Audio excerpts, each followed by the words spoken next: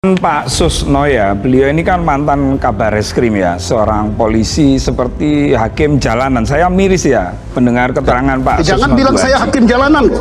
Anda ini bukan, dengan jenengan mengatakan pengkhianat. Mohon maaf Pak Susno, saya juga melakukan investigasi. Saya ketemu namanya Pak Hendra, Pak. Siapa itu? Pak Hendra itu di Sukadiri, bukan di daerah Kohot. Siapa dia?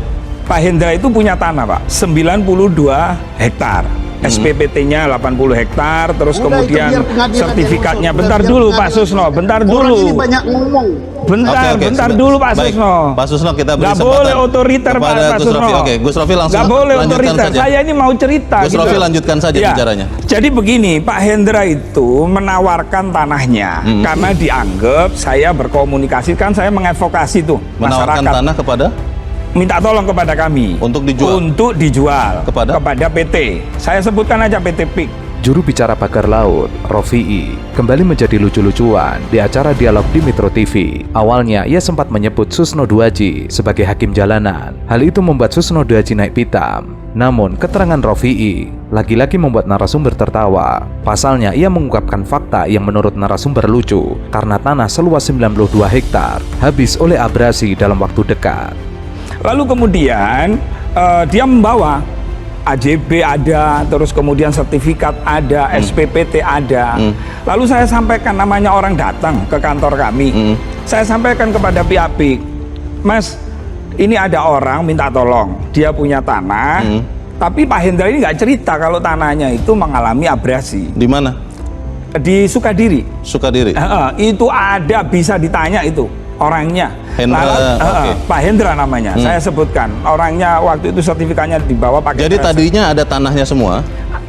Tadinya ada tanah semua dan betul. habis semua sekarang. Nah, terus jadi air begitu semua. kami sampaikan kepada pihak. Jadi habis semua air. Habis semua kepada pihak. Tanah 92 hektar. Habis semua. Kemakan ombak semua. Kemakan ombak semua. Selama berapa tahun? Nah, untuk tahunnya kami tidak tahu ya. Surat tanahnya tahun berapa? Nah, kami tidak ngecek, kami sampaikan, pihak PIK ngomong, kalau tanah itu mengalami atau berbau air laut, kami tidak siap. Kalau tanah berbau air laut. Berbau air Maksudnya laut. berbau air laut bagaimana? Ya, seperti kayak tenggelam itu. Oh, tanahnya hilang. Jadi tinggal air lautnya. Karena sampai Pak Hendra itu bilang, nggak apa-apa Gus, dibeli berapa aja yang penting. Tapi ternyata PT tetap nggak bisa, gitu loh. Jadi tidak pernah membeli ini maksudnya fakta ya? ini bisa dihadirkan kok ke Metro. Kepala Desa Kohot Paku Haji Kabupaten Tangerang Arsin mengklaim bahwa lahan pagar laut yang berada di wilayahnya dulunya adalah daratan yang dijadikan sebagai empang. Hal itu disampaikan Empang kepada Menteri Agraria dan Tata Ruang sekaligus Kepala Badan Pertanahan Nasional Nusron Wahid yang tengah mengunjungi area lahan pagar laut yang sudah memiliki sertifikat hak guna bangunan dan sertifikat hak milik. Nusron mengaku tidak mau memperdebatkan klaim yang disampaikan Arsin mengenai sejarah lahan tersebut. Ia menjelaskan jika suatu lahan telah hilang secara fisik, itu membuat status tanah tersebut berubah menjadi tanah musnah. Arsin terus-menerus menolak memberikan keterangan kepada awak media usai menemui Nusron. Setidaknya dia 3 kali menghindari kejaran wartawan. Kalau ini kan saya katakan berkali-kali sudah terang benderang ya, seperti makan siang pakai lampu petromak ya. Kasusnya itu ada berapa? Kasus pagar laut, oke lah. Yang menyidik itu adalah PPNS dari KKP. Hukumannya bisa denda, bisa juga penjara. Baca undang-undang tentang pengelolaan pesisir dan pulau-pulau. Mendirikan bangunan secara fisik itu ancaman hukumannya ada penjara, ada denda. Oke, sekarang masuk ke pensertifikatan. Laut disertifikat. Sudah benar, kejaksaan periksa mulai dari siapa? Lurah atau Kades. Dan Kades ini memakai tanda tangan, memakai KTP warga yang dipalsu.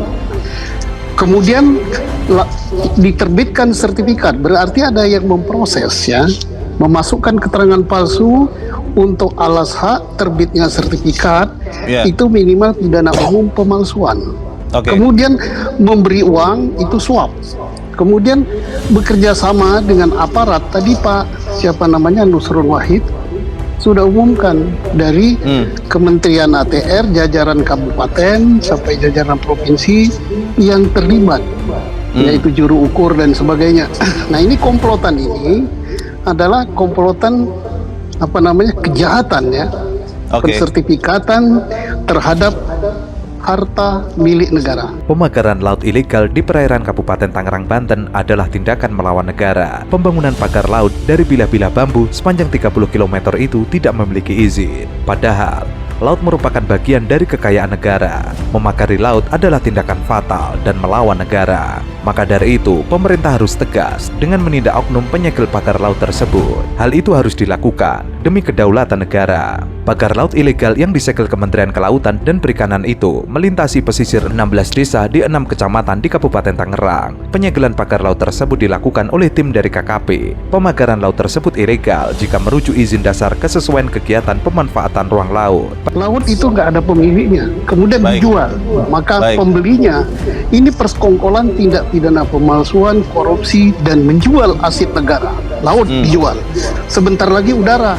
Kalau dikatakan ini tanah yang tenggelam, tidak, ini pantai utara, Bung.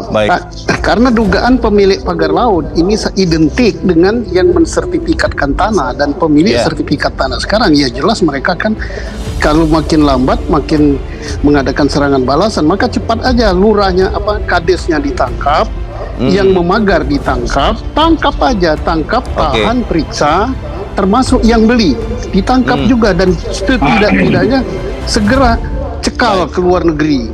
Ini jual negara, laut dijual. Sebentar lagi nanti ruang udara dijual. Indonesia yang dijual laut, jual negara. Kalau dia katakan itu daratan yang tenggelam, itu bohong besar itu.